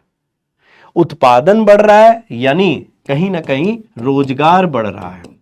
रोजगार बढ़ रहा है यानी आय बढ़ रहा है। और आय बढ़ रहा है तो सरकार का प्रत्यक्ष कर बढ़ रहा है, कर राजस्व बढ़ रहा है। और प्रत्यक्ष कर बढ़ रहा है तो सरकार के पास संसाधन बढ़ रहे हैं। बहुत ध्यान से समझना, संसाधन बढ़ रहा है। और अगर लोगों की आय बढ़ रही है तो लोगों का जीवन स्तर भी बेहतर हो रहा है। जीवन स्तर बेहतर हो रहा है। क्यों जीवन स्तर बेहतर हो रहा है? क्योंकि लोग खर्च कर रहे हैं, अपना खर्च बढ़ा रहे हैं। किसमें? बेहतर शिक्षा में और बेहतर स्वास्थ्य में खर्च कर रहे हैं। और जब वो बेहतर शिक्षा और स्वास्थ्य में खर्च करेंगे तो उनका जीवन स्तर बेहतर होगा। और उनका अगर जीवन स्तर बेहतर होगा तो कहीं ना कहीं क्या होगा? आर्थिक विकास होगा। आर्थिक विकास होगा। सरकार के पास संसाधन बढ़ेगा तो सरकार भी जीवन स्तर, बेहतर शिक्षा और स्वास्थ्य पर खर्च करेगी। संसाधन होगा तो बेहतर शिक्षा स्वास्थ्य पर खर्च करेगी। तो कहीं ना कहीं विकास होगा। और आर्थिक विकास के लिए जो संसाधन सरकार को मिल रहा है, लोगों को मिल रहा है, ये समृद्धि से ही मिल रहा है। इसीलिए तो आर्थिक विकास के लिए अगर बात करें तो समृद्धि का होना बहुत जरूरी है, क्योंकि ये समृद्धि ही उसको संसाधन देगा। ठीक है, तो इसीलिए समझिए, मैं फिर से बोल रहा हूं, आर्थिक समृद्धि बढ़ रहा है, जीडीपी वृद्धि दर बढ़ रहा है, जीडीपी वृद्धि दर बढ़ रहा है, जीडीपी बढ़ रहा है। जीडीपी अगर बढ़ रहा है तो यानी उत्पादन बढ़ रहा है, उत्पादन बढ़ रहा है यानी रोजगार बढ़ रहा है, रोजगार बढ़ रहा है यानी लोगों की आय बढ़ रही है, खर्च बढ़ रहा है, बेहतर शिक्षा और स्वास्थ्य में खर्च कर रहे हैं, सरकार का कर राजस्व बढ़ रहा है, तो क्या होगा, बेहतर शिक्षा स्वास्थ्य पर सरकार खर्च कर पाएगी, लोगों का जीवन स्तर बेहतर होगा यानी विकास होगा। और विकास के लिए समृद्धि का होना जरूरी है क्योंकि संसाधन वहीं से आएंगे। तो इसीलिए फिर से वापस आ रहा हूं कि आर्थिक विकास के लिए आर्थिक समृद्धि का होना जरूरी है साहब, जरूरी है। डन। तो फिर सर समावेशी विकास क्या हुआ? समावेशी विकास की बात करते हैं, समावेशी विकास की बात करते हैं तो समावेशी विकास बराबर क्या होगा? क्या होगा? आर्थिक समृद्धि प्लस आर्थिक विकास। अगर दोनों को जोड़ दो तो समावेशी विकास, यानी समावेशी विकास जो है ये मात्रात्मक भी होता है और गुणात्मक भी होता है। यानी ऐसा विकास जो निर्भर करता है किस बात पर? सबका साथ, सबका विकास। सबका साथ, सबका विकास, ये कोई पॉलिटिकल नारा नहीं है, ये वास्तव में समावेशी विकास है।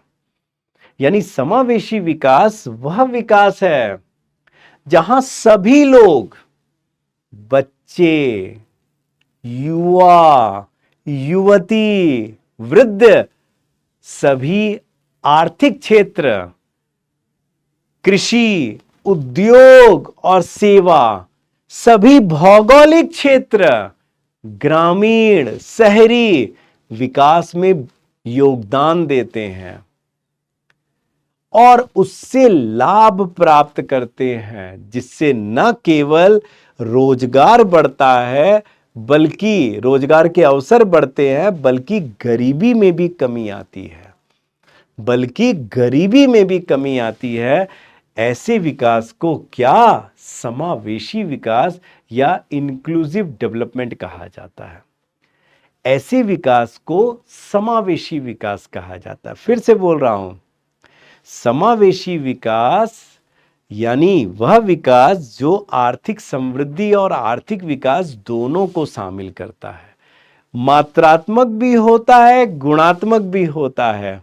यह सबका साथ सबके विकास पर आधारित होता है और समावेशी विकास विकास की वह अवधारणा है जहां जीडीपी का लाभ अंतिम व्यक्ति को भी प्राप्त होता है। समावेशी विकास वह विकास है जहां हर व्यक्ति, भले वो युवा हो, स्त्री हो, पुरुष हो, भले वो आर्थिक क्षेत्र हो, कृषि, उद्योग और सेवा हो, भले वो सभी भौगोलिक क्षेत्र हो, ग्रामीण और शहरी हो, विकास में भागीदारी करते हैं, उसका लाभ प्राप्त करते हैं और जिससे न केवल रोजगार बढ़ता है बल्कि देश में गरीबी में भी कमी आती है। यही है किसकी अवधारणा? समावेशी विकास की अवधारणा। हर व्यक्ति का विकास। सोचो ना, एक दुर्गम पहाड़ी क्षेत्र में रहने वाला एक किसान अपना बच्चा को कहता है कि बेटा चिंता मत कर, तुझे मैं कॉन्वेंट स्कूल में ही पढ़ाऊंगा, क्योंकि कॉन्वेंट स्कूल तक पहुंच बहुत आसान हो गई है। हर सरकारी स्कूल कॉन्वेंट स्कूल बन गया है। उसके पास खुद की मर्सिडीज 2-2 गाड़ी हो, बंगला है।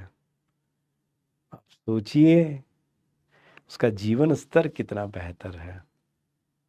और जब एक दुर्गम इलाके में उसके पास बैंक खाता है जहां से वो लेन देन करता है केवल, तो जब आप सोचिए कि एक अंतिम व्यक्ति भी देश की आर्थिक धारा से जुड़ जाए, उसका लाभ ले रहा है, भरपूर लाभ ले रहा है, क्या वो समावेशी विकास नहीं होगा? होगा। जब किसानों की आय बढ़ेगी, जब हमारे देश में, खैर वो तो मैंने बहुत ज़्यादा काल्पनिक बात कर दी, लेकिन असंभव बात नहीं कहा है, संभव तो हो सकता है। लेकिन जब हमारे देश में हर व्यक्ति विकास की धारा से जुड़ जाएगा, हमारे देश में स्त्री पुरुष के बीच बहुत ज़्यादा भेदभाव नहीं होगा, अंतर नहीं रह जाएगा, हमारे देश में गरीब अमीर के बीच का अंतर धीरे धीरे कम होने लगेगा, लैंगिक असमानता कम होने लगेगी, कहीं ना कहीं हम समावेशी विकास की तरफ ही जाएंगे। सवाल ये उठता है कि क्या समावेशी विकास की अवधारणा भारत में 11वीं पंचवर्षीय योजना से ही शुरू हुई? तो ठीक है, औपचारिक रूप से हमने इसको 11वीं पंचवर्षीय योजना से ही शुरू किया, लेकिन अगर भारत में समावेशी विकास की बात करें, समावेशी विकास की बात करें तो भारत में इसकी औपचारिक शुरुआत, समावेशी विकास की बात करें, बहुत ध्यान से समझना, तो इसकी औपचारिक शुरुआत जो है, औपचारिक शुरुआत जो है ये कब हुई? ये 11वीं पंचवर्षीय योजना को माना जाता है, पंचवर्षीय योजना को माना जाता है। लेकिन भारत में समावेशी विकास की अवधारणा अत्यंत पुरानी है, अत्यंत प्राचीन है। अगर आप बात करेंगे तो अत्यंत प्राचीन है। कैसे? अगर आपको मैं एक अवधारणा देखूं, सर्वे भवन्तु सुखिनः, सर्वे भवन्तु सुखिनः, हर व्यक्ति खुश रहे। क्या आपको लगता है कि ये गीता का श्लोक जो है सर्वे भवन्तु सुखिनः, ये समावेशी विकास से संबंधित नहीं है? यही तो समावेशी विकास है, यही तो समावेशी विकास है। और ऐसा नहीं है, भारत में समावेशी विकास की अवधारणा पहली पंचवर्षीय योजना से ही शुरू हो गई थी, जब हमने सामुदायिक विकास कार्यक्रम की शुरुआत की थी।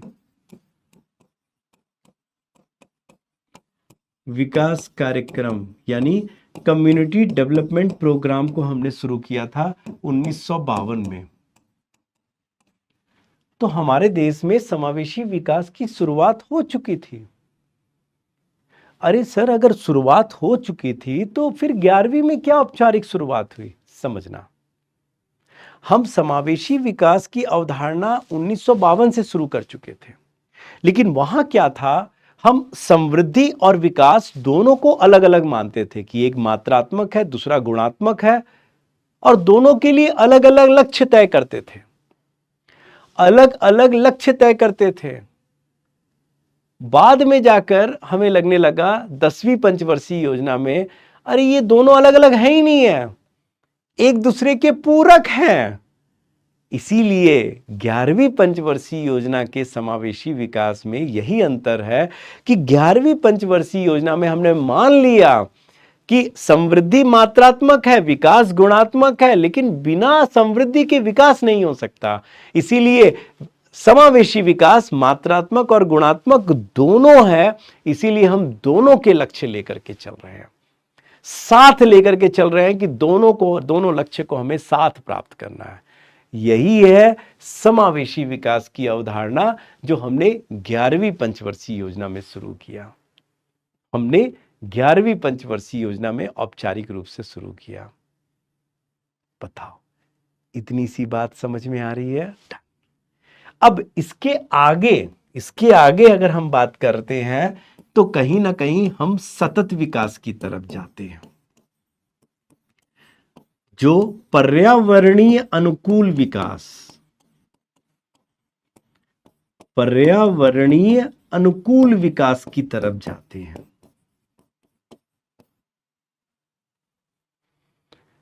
यानी ऐसा विकास जहां उपलब्ध संसाधनों का इस प्रकार कुशलतम उपयोग किया जाता है, ऐसा विकास जहां उपलब्ध संसाधनों का इस प्रकार कुशलतम उपयोग किया जाता है कि वर्तमान पीढ़ी की आवश्यकता पूरी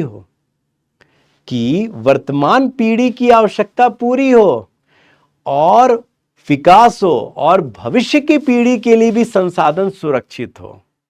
ऐसा नहीं कि हम कोयले का इतना प्रयोग कर ले कि अब कोयला बचे ही नहीं, कच्चा तेल बचे ही नहीं भविष्य की पीढ़ी के लिए। ऐसे विकास को क्या कहा जाता है? सतत विकास, सस्टेनेबल डेवलपमेंट। तो अगर मैं बात करूं कि दो लेते हैं, जैसे अगर हम बात करते हैं समावेशी विकास, और अगर मैं बात कर रहा हूं सतत विकास।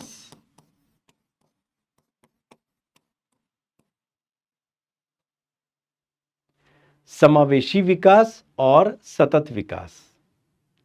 तो मैं क्या देख रहा हूं, या हम क्या देख रहे हैं, कि जहां समावेशी विकास है वो क्या बता रहा है? अंतरापीढ़ी समता को, अंतरापीढ़ी समता। इंट्रा, एक ही पीढ़ी में जहां विकास का लाभ हर व्यक्ति को प्राप्त हो रहा है, हर समुदाय को प्राप्त हो रहा है, हर क्षेत्र को प्राप्त हो रहा है। जबकि अगर हम सतत विकास की बात करते हैं तो हम क्या देखते हैं? अंतःपीढ़ी समता को देखता है ये। यानी एक क्या देख रहा है? इंट्रा जेनरेशन को, और एक क्या देख रहा है? इंटर जनरेशन को।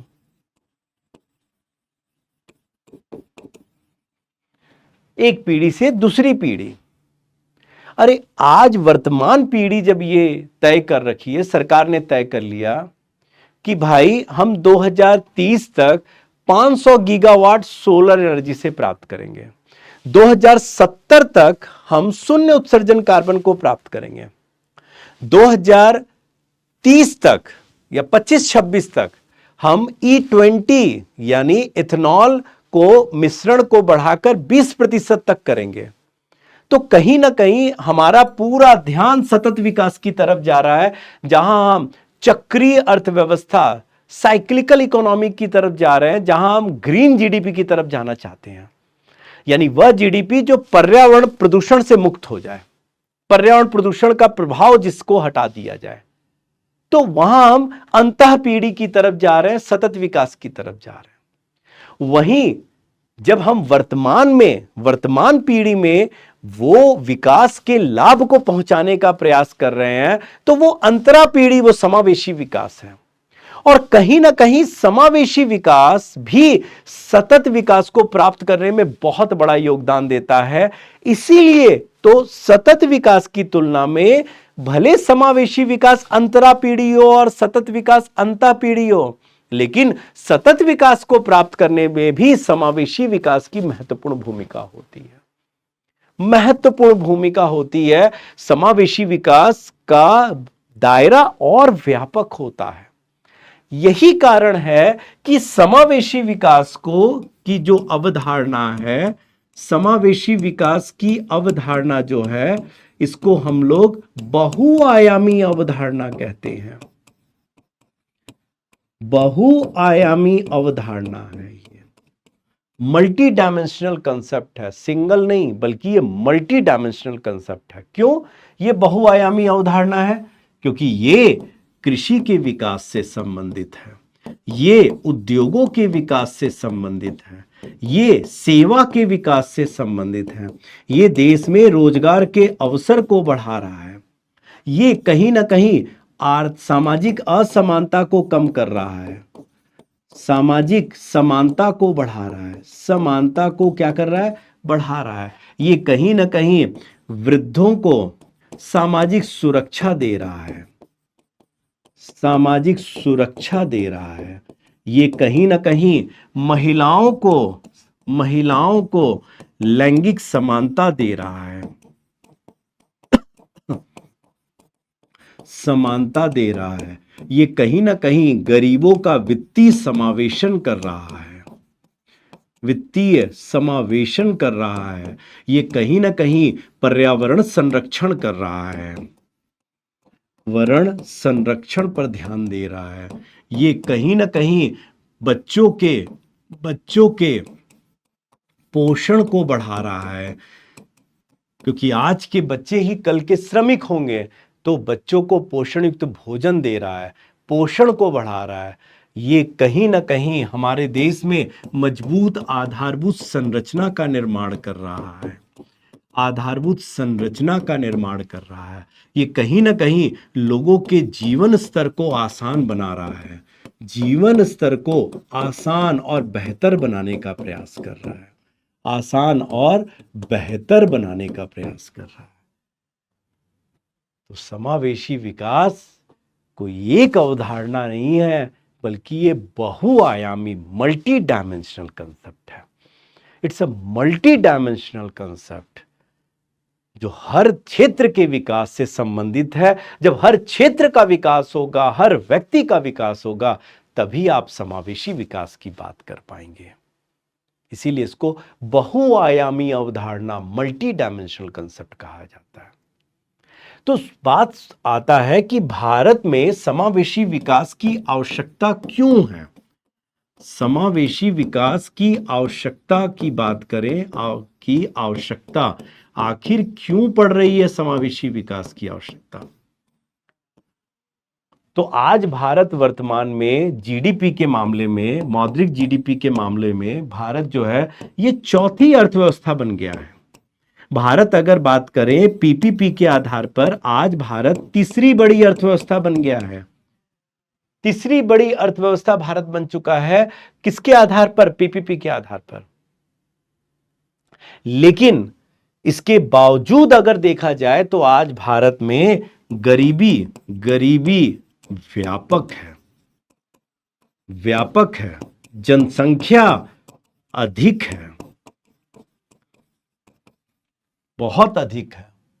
आज भारत में बात करें बेरोजगारी स्तर ज्यादा है, बेरोजगारी बहुत ज्यादा है, अधिक है बेरोजगारी स्तर। आज भारत में बात करते हैं, हम बात करते हैं ग्लोबल हंगर इंडेक्स में, तो भारत में अल्पपोषण भी अगर देखा जाए, भारत में अल्पपोषण की स्थिति भी देखा जाए तो 12% जनसंख्या अल्पपोषित है।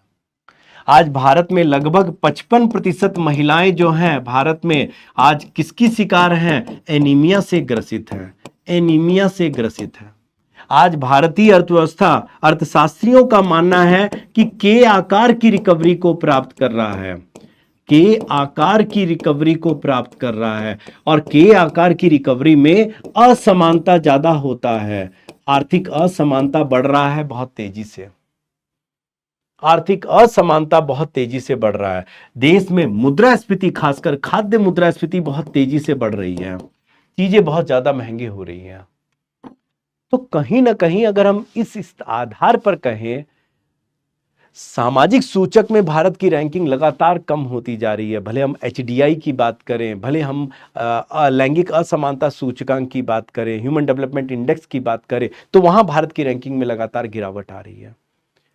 तो कहीं ना कहीं हम कह सकते हैं कि ऐसी स्थिति में भारत में समावेशी विकास की आवश्यकता पड़ रही है, और समावेशी विकास के द्वारा ही हम इन चुनौतियों को दूर कर पाएंगे, इन चुनौतियों को दूर कर पाएंगे। या कह सकते हो कि समावेशी विकास को प्राप्त करने में भी ये चुनौतियां हैं, ये चुनौतियां हैं, इन चुनौतियों को हमें पार पाना होगा।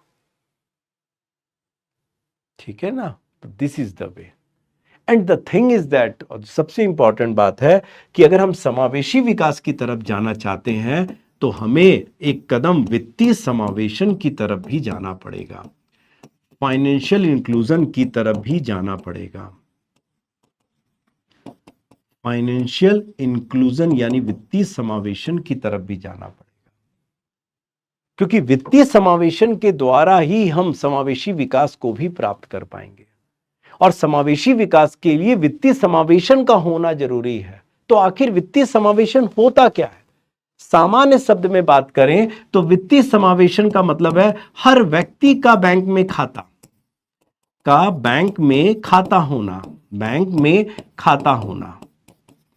लेकिन इसका इतना सामान्य अर्थ नहीं होता है, बल्कि अगर हम वित्तीय समावेशन को परिभाषित करें तो वित्तीय समावेशन का अर्थ है जहां हर व्यक्ति का बैंक में खाता हो, हर व्यक्ति का बैंक में खाता हो और बैंकिंग सुविधाएं हर व्यक्ति को अत्यंत रियायती दर पर, अत्यंत बोलते रहे ना, एकदम डिस्काउंटेड रेट में, रियायती दर पर उपलब्ध हो। फिर से बोल रहा हूं, वित्तीय समावेशन का अर्थ है कि लोगों का बैंकों में खाता होना और बैंकिंग सुविधाओं को लोगों को अत्यंत रियायती दर पर उपलब्ध कराना, जैसे उधार भी, ऋण भी कम ब्याज पर उपलब्ध हो, कम ब्याज पर उपलब्ध हो, कम प्रीमियम पर बीमा उपलब्ध हो जाए। तो इसे कहा जाता है वित्तीय समावेशन। लोगों के अकाउंट में पैसा सब्सिडी आए तो वो भी कम दर पर, उसको ज्यादा शुल्क ना देना पड़े, एकदम 6,000 तो पूरा 6,000 रुपए अकाउंट पीएम किसान सम्मान निधि योजना में पहुंचे। इसको कहा जाता है वित्तीय समावेशन। इसे कहा जाता है वित्तीय समावेशन। और वित्तीय समावेशन की बात करें तो भारत में वित्तीय समावेशन का जो सबसे व्यापक प्रयोग हुआ था वह केसी चक्रवर्ती द्वारा किया गया था। केसी चक्रवर्ती जो इंडियन बैंक के चेयरमैन थे और उन्होंने एक नो फ्रिल खाता शुरू किया था। नो फ्रिल खाता शुरू किया था, जो आज हम लोग जनधन खाता कहते हैं कि शून्य बैलेंस में खाता खोल सकते हैं।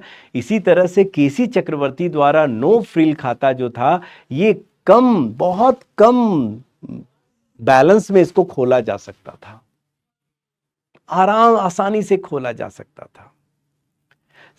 2014 में, वर्ष 2014 की बात है, जब सरकार, नई सरकार बनी, वर्तमान सरकार, तो इसने क्या किया, वित्तीय समावेशन को प्राप्त करने के लिए सबसे महत्वपूर्ण कदम उठाया और वो था प्रधानमंत्री जनधन, पीएमजेडीवाई, प्रधानमंत्री जनधन योजना की शुरुआत किया।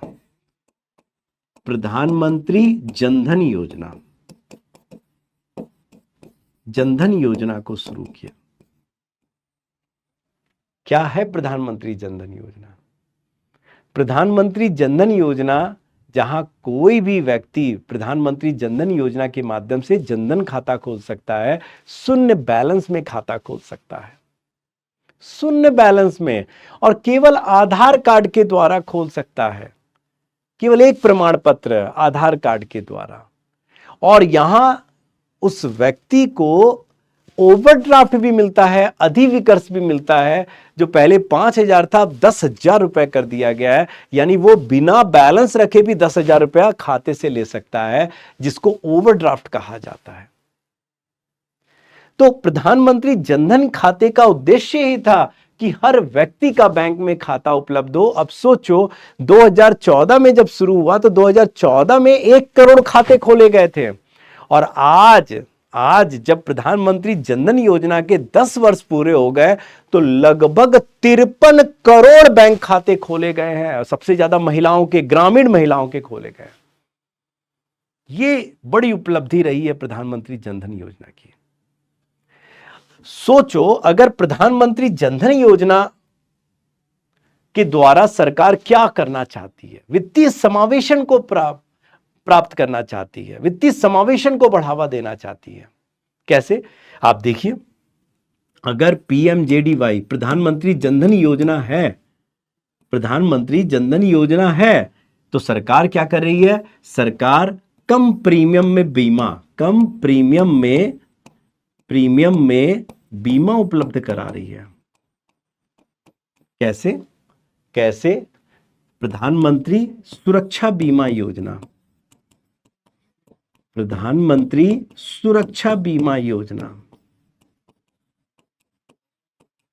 जहां मात्र, अब तो थोड़ा बढ़ा दिया है सरकार ने, नहीं तो पहले मात्र 12 रुपए में, अभी भी बढ़ाकर कितना 18-20 किया है, मात्र 12 रुपए में सरकार बोलती थी कि हम 2 लाख रुपए का दुर्घटना बीमा देंगे 18 से 70 वर्ष की आयु के जिनका बैंक में खाता हो। बैंक के खाते से ही 12 रुपए, 18 रुपए जो भी प्रीमियम सालाना कट जाएगा, और 2 लाख रुपए का दुर्घटना बीमा देंगे। 2 लाख रुपए का दुर्घटना बीमा मिलेगा। फिर जीवन ज्योति बीमा योजना, जीवन ज्योति बीमा योजना। पहले तो मात्र 330 रुपए ही लगता था, अब थोड़ा बढ़ गया, प्रीमियम को बढ़ा दिया गया। लेकिन 330 रुपए में 2 लाख रुपए का 18 से 55 वर्ष की आयु वाला, 18 से 55 वर्ष की आयु वाला कोई भी व्यक्ति जिसका बैंक में खाता हो इस प्रीमियम का लाभ उठा सकता है। और 2 लाख रुपए किसी भी प्रकार से अगर मृत्यु हो रही है तो उसको ये 2 लाख रुपए दिया जाएगा। इतना ही नहीं, अगर हम बात करते हैं प्रधानमंत्री फसल बीमा योजना, फसल बीमा योजना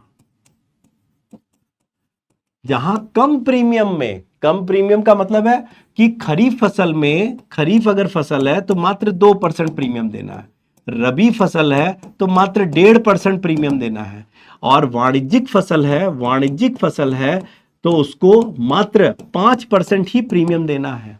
अब सोचिए, इतने कम प्रीमियम में उसके 100% फसल की बर्बादी का, अगर कोई किसी भी प्रकार के बर्बादी हो रहा है, मान लीजिए आग से जल जा रहा है, बाढ़ से समाप्त हो जा रहा है, फसल बर्बाद हो रहा है, फसल कटने के 14 दिन बाद भी अगर फसल खेत में पड़ा हुआ बर्बाद हो जाए तो सरकार 100% क्षतिपूर्ति यहां देती है।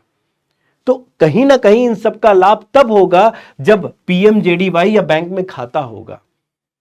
और सरकार बीमा कम प्रीमियम में लाभ देना चाहती है गरीब वर्गों को। सरकार अगर देखा जाए, इतना ही नहीं, सरकार अगर पीएमजेडीवाई में या बैंक में खाता है तो सरकार बोल रही है कि भाई हमसे मुद्रा लोन ले लो, मुद्रा लोन ले लो, जहां बिना गारंटी के हम तुमको उधार दे देंगे। सरकार बोलती है स्टैंड अप कार्यक्रम लेकर आए हैं, स्टैंड अप कार्यक्रम, जहां सरकार बोलती है महिलाओं को, महिला को उद्यमी बनो, हमसे लोन लो, हमसे उधार लो, 10 लाख रुपए से 1 करोड़ का उधार 7 वर्ष के लिए ले लो, 10 लाख से 1 करोड़ रुपए तक का उधार हमसे ले लो। लेकिन उसके लिए बैंक खाता होना तो जरूरी है ही है, बैंक खाता होना जरूरी है ही है। इतना ही नहीं, सरकार बोल रही है कि अगर पेंशन लेना है हमसे तो पेंशन में अटल पेंशन योजना ले लो, हमसे पेंशन योजना ले लो, जहां हम आपको 60 वर्ष के बाद एक निश्चित पेंशन देंगे। अभी आप कंट्रीब्यूशन, अभी आप थोड़ा सा उसमें अंशदान करना शुरू करते हैं, और जितना आप अंशदान करेंगे उसका 50% हम देंगे, अधिकतम 1000 रुपए तक, और 40 वर्ष तक आपको देना है। 40 वर्ष के बाद आपको कोई नहीं देना है अंशदान, 60 वर्ष के बाद आपको पेंशन मिलना शुरू हो जाएगा। एक रिक्शा वाला तक इसका लाभ ले सकता है, एक गरीब वर्ग, एक फेरी लगाने वाला इसका लाभ ले सकता है। सरकार प्रधानमंत्री स्वनिधि कार्यक्रम, प्रधानमंत्री स्वनिधि कार्यक्रम, स्वनिधि कार्यक्रम के द्वारा जो रेहड़ी पटरी वाले हैं उन तक भी अपना ऋण देना चाहती है, उनको भी ऋण देना चाहती है कि आप बिना गारंटी के आप उधार ले सकते हैं, 1 फेज, 2 फेज, 3 फेज के दौर में। तो सरकार यहां क्या कर रही है? सरकार कम ब्याज पर उधार देना चाहती बैंकों के माध्यम से, बशर्ते आपका बैंक में खाता हो। तो ये सब करके सरकार कहीं ना कहीं वित्तीय समावेशन को बढ़ावा देना चाहती है।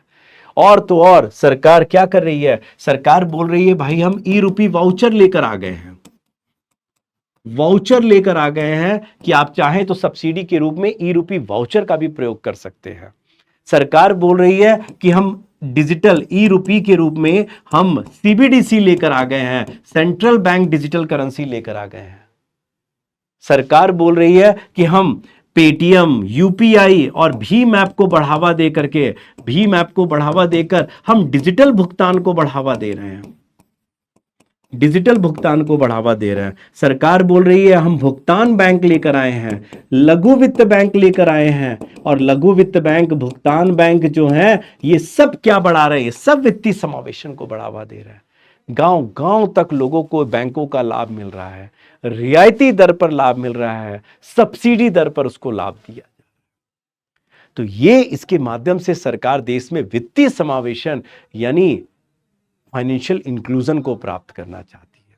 लेकिन ऐसा नहीं है कि वित्तीय समावेशन में कोई चुनौती नहीं है, आज भी चुनौती है, आज भी बहुत सारी चुनौतियां हैं वित्तीय समावेशन में।